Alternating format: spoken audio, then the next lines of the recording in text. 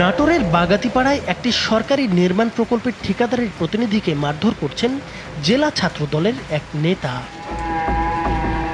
Video ফুটেজে দেখা যাচ্ছে বিপুল সর্দার শুভ নামের এই নেতা ওই ব্যক্তিকে মারধর করছেন। গত শুক্রবার বিকেলে উপজেলার মাছিমপুর এলাকার নির্মাণাধীন মিনি স্টেডিয়াম প্রকল্পে এ ঘটনা ঘটে। যুব ও ক্রীড়া মন্ত্রণালয়ের অধীনে জাতীয় ক্রীড়া পরিষদের বাস্তবায়নে বাগাতিপাড়া পৌরসভার মাসিমপুর এলাকায় উপজেলা পর্যায়ে মিনি স্টেডিয়াম নির্মাণ প্রকল্পের কাজ চলছে। প্রায় 8,75,00,000 টাকার এই প্রকল্পের কার্যাদেশ পেয়েছে friends engineering and construction works নামের চট্টগ্রামের একটি ঠিকাদারি প্রতিষ্ঠান।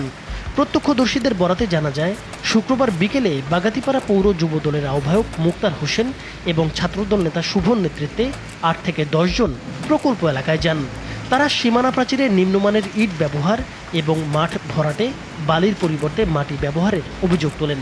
এ নিয়ে ঠিকাদারের প্রতিনিধি মাহবুব হোসেনের সঙ্গে কথা কাটাকাটির এক পর্যায়ে শুভ তাকে মারধর করেন। অভিযুক্ত শুভ মারধরের কথা স্বীকার করে বলেন, কাজের অনিয়ম নিয়ে কথা বলতে গেলে তাদের ধান্দাবাজ বলা হয়। এতে রাগ সামলাতে না পেরে তিনি থাপ্পড় মেরেছেন বলে দাবি করেন। আমি নাটোর জেলা কেন্দ্রীয় ছাত্র দলের সদস্য। এলাকাবাসী বলার পর এখানে আসছে, এসে দেখি যে এখানে ভরাট ফেলানোর কথা ছিল, ওনারা ভরাট না ফেলে ওনারা মাটি দিয়ে বোঝাই করে দিচ্ছে। এক দ্বিতীয়ত তারপর এসে দেখলাম যে ইটগুলা সম্পূর্ণ 2 নাম্বার ইট দিয়ে কাজ করাচ্ছে এবং কি আপনাদেরকে দেখাচ্ছি। একই বক্তব্য দেন বাগাতিপাড়া পৌর যুব দলের আহ্বায়ক মুক্তার হোসেনও। তিনি বলেন, অনিয়মের বিষয়ে কথা বলতে গেলে শুভর সঙ্গে ওই ব্যক্তির কথা কাটাকাটি হয়। এক পর্যায়ে রাগের মাথায় শুভ তাকে চর মারেন।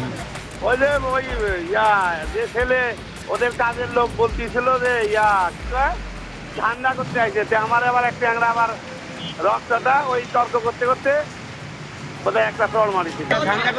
অন্যদিকে ভুক্তভোগী মাহবুব হোসেন ভিন্ন তথ্য দিয়ে বলেন, অনিয়মের অভিযোগ তুলে তারা অফিস খরচ দাবি করেছিল।